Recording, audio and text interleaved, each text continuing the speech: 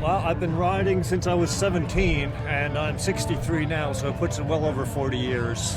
I'm not exactly sure why I like to ride, but I can tell you that people who ride motorcycles know why dogs like to stick their head out the window.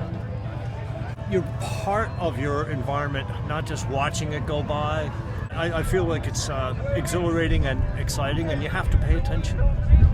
My personal opinion is you have to assume that an automobile or a pickup truck driver is given the choice between doing a good thing or doing a dumb thing. You have to assume that they're going to do the dumb thing, and that way you're always prepared and hardly ever disappointed. Big trucks I'm not so worried about because they're professional drivers, and so they pay attention to their surroundings. They're not on the phone or texting or drunk.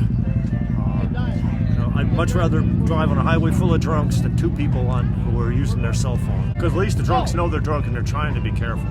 The people using their cell phone and texting don't have a clue. You also have to keep in mind that motorcycles are smaller than the rest of the vehicles on the road, and so people tend to not see you, and that's when they're trying to pay attention. If they're not paying attention to what they're doing, it's even more dangerous. You become the epitome of defensive driving. You always have to be looking for an escape route. Like I say, you have to assume that people are out to get you, and that you live longer that way. In my youth, I had a couple of accidents. Probably it was a combination of being young and dumb, and other people maybe not doing the right thing either.